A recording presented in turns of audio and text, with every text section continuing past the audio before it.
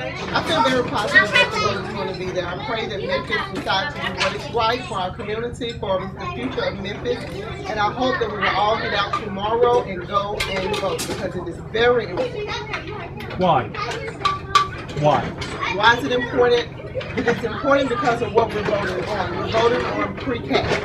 Pre-K is the formative years of every child's education, or should be. Every child should be afforded access to pre-K. There's a lot of research that shows that the brain develops 80% from birth to age 5. And during those 5 years, those first 5 years prior to kindergarten, the basic educational concepts need to be presented in a structured fashion so that the foundation that we're building on is going to make sure and ensure that those children are starting kindergarten at or above grade level. So it's very important. John, from you two over there, we've heard so much talk from the opponents about how this is such a recessive thing. Well, you know, I understand that. What I think what people need to understand is that we have a growing poverty trend in the community. In fact, we were recently notified that we're the worst poverty city in the United States. And the only way to treat that is to make sure that our children have an opportunity for education. And the education is very important because it has to happen early. As you heard in Preschool, we've got to do this early in children's lives, and every child in our community should have an opportunity to have the benefit of a great school like this. The other is that we have a real problem in the workforce. What I mean is that we have a skills gap. The only way for us to address that skills gap, again, is to, on the front end, start children off with a better track, a better opportunity. And then also to help guide them to the careers that they will be able to find for jobs. Now, when people say it's regressive, you know, a sales tax is regressive. However, what's worse is having a property tax that's the highest in the whole state. And then also the highest in all the states contiguous to the state of Tennessee. We've got to address that.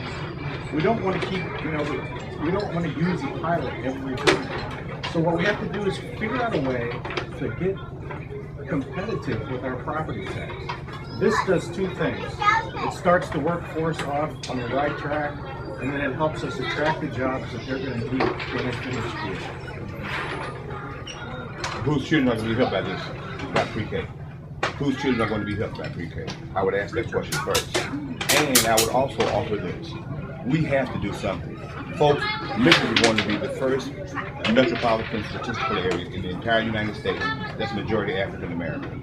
We have to have better outcomes from our educational experiences for our children. The best way to do that is have them start well. It is widely known, and the data-driven research shows that children have early, positive, early educational experiences do well. Now consider this. There'll be a census in 2020. Right now, Memphis is among all, just like all the other urban areas in America, where fewer than 60% of the African American males graduate high school. If we can change that between now and 2020, we can become that city on the hill. We can become the model that every other community looks to.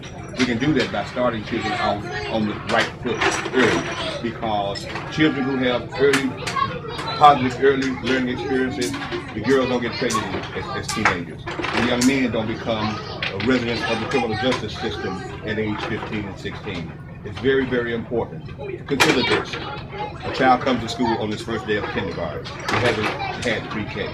On his left is a child who's John Moore's child. Brilliant kid, can tell time on an analog watch. On his right is Mrs. Dr. Norman's child. That child can write his alphabet in upper and lower case. And this child in the middle doesn't even know the color of an orange.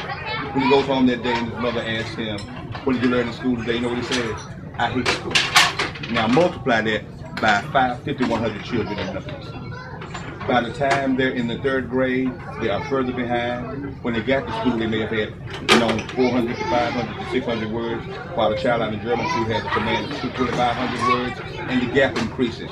We've got to do something to step in that gap. We've got to bridge this. we cannot be a successful community going forward with fewer than 60% of our males graduating high school. We've heard that people have to vote this in, otherwise we may not have pre-K. Excuse me? We've heard along this process that if we don't vote it in now, we just may never have pre-K. Why does it have to be right now? Why not a year or 2 or 3 down the road? Because we cannot start at an earlier date. That's what my mom used to tell me when I didn't know how to do it. I don't know how to do it. Well, you can't learn at an earlier age. We cannot start at an earlier date. If it were left up to me, we would have started in 1986. But we didn't. It's 2013. If we don't do this now, you know what will happen? Next year, we'll have 5,100 children who don't go to pre-K. The following year, we'll have 5,100 children going to kindergarten who are prepared for only one thing, and that's failure. That's not acceptable. We must do something.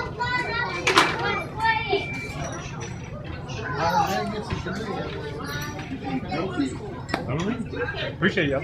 Go out and vote, please. Can we say, please vote yes. Our future depends on it. Please vote yes. Our future depends on it. We must vote yes so we can expand the circle of opportunity in this region.